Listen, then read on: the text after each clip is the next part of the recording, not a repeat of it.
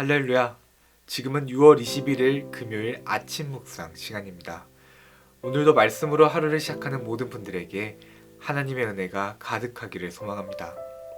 오늘 우리에게 주신 하나님의 말씀은 사도행전 23장 16절의 말씀입니다. 바울의 생질이 그들이 매복하여 있다함을 듣고 와서 영내에 들어가 바울에게 알린지라. 아멘. 오늘의 본문에서 바울은 사내들인 공회에 서서 예수 그리스도의 부활에 대해 증거한 후 죽을 위기에 처합니다. 12절부터 15절을 보면 유대인들은 바울을 죽이기 위해 당을 만듭니다. 그러고는 바울을 죽이기 전까지는 먹지도 마시지도 않겠다고 결의까지 하며 바울을 죽일 계획을 세웁니다. 먹지도 아니하고 마시지도 아니하겠다는 말은 바울을 반드시 죽이겠다는 의지의 표현입니다. 단순히 감정에서 나온 것이 아니라 신앙적인 신념에서 우러나온 극단적인 표현인 것입니다. 사내들인의 공식적인 절차를 거쳐 바울을 제거하려던 계획이 실패하자 이제는 불법적인 암살단을 조직하여 바울을 죽이기로 작정한 것입니다. 이들의 맹세는 만일 계획이 실패한다면 자신들을 하나님의 심판 아래 두어도 좋다는 것을 의미합니다. 그리고 이렇게 죽음을 각오하고 바울을 죽이기로 결심한 자가 40여 명이나 되었습니다. 그들이 세운 계획은 이러했습니다. 14절에서 15절을 보면 40여 명의 암살단은 바울을 공격하기에 좀 더 쉬운 상태로 만들기 위해 영내에서 끌어내야만 했습니다. 이들은 대제사장들과 장로들을 찾아가 협조를 구합니다. 자신들이 바울을 죽이기로 맹세한 사실을 알리고 공회가 천부장을 찾아가 바울에 대해 좀 더 조사할 일이 있으니 보내줄 것을 요청하라고 합니다. 그러면 자신들이 매복하고 있다가 바울을 제거하겠다는 계획이었습니다. 이전에 있었던 신문은 바리새인들과 사두개인들의 분열과 다툼으로 제대로 진행되지 않은 것을 천부장도 잘 알고 있었기 때문에 합당한 요청으로 보여줄 수 있었습니다. 그 계획을 실행하는 과정에서 여럿이 목숨을 잃게 될 것이 분명하였으나 그들은 아랑곳하지 않았습니다. 유대 지도자들 역시 이 계획에 동조합니다. 과거에는 예수님을 죽일 음모를 꾸몄던 그들이 이제는 바울을 죽일 계획에 동조합니다. 만약 그들의 계획대로 일이 진행되었다면 바울은 목숨을 잃을 수밖에 없었습니다. 그러나 하나님께서는 바울이 그렇게 죽임당하도록 버려두지 않았습니다. 바울의 생질이 그 음모를 어떻게 알게 되었는지 우리는 알 수 없으나 분명한 것은 그가 그 계획을 소상히 듣고 즉시 삼촌인 바울에게 알렸다는 것입니다. 바울은 아직 구체적인 혐의가 없었을 뿐더러 로마 시민권자였기 때문에 비교적 자유로운 상태에서 구금되어 있었습니다. 그래서 지인들의 방문이 허락되었고 이런 상황 가운데 생질을 만날 수 있었습니다. 바울은 생지를 천부장에게 보내었고 결국 천부장이 오늘 본문의 사건을 알게 되었습니다.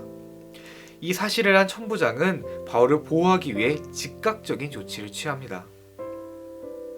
천부장은 당시 유대를 통치하고 있는 벨릭스 총독 앞에 서서 변론할 수 있도록 밤중에 몰래 보병과 기병을 동원해서 안전하게 호송하게 함과 동시에 로마의 총독 벨릭스에게 바울에 대한 짧은 편지를 보냈습니다. 편지의 내용을 보면 이렇습니다.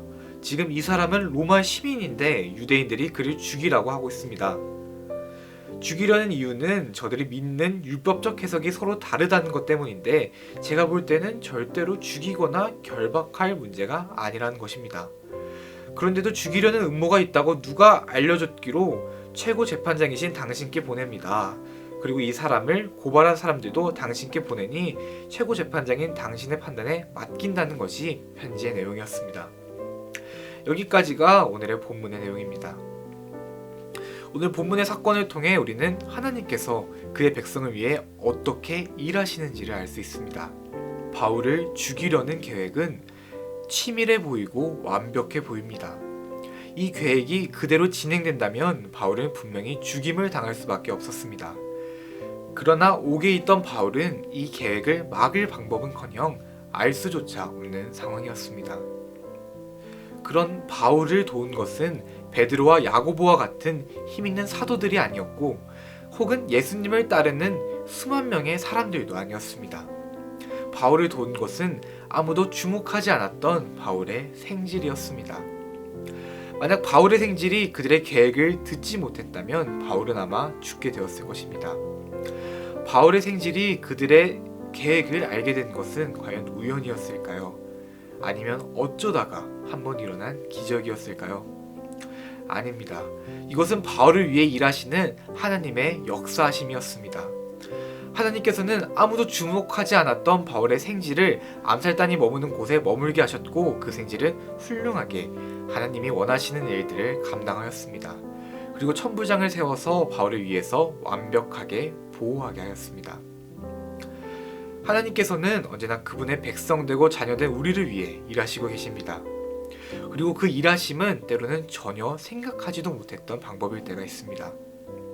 그래서 우리는 우리의 생각으로는 도저히 극복하기 어려운 문제를 맞닥뜨릴 때 실망하고 낙심하며 좌절하지 말아야 합니다.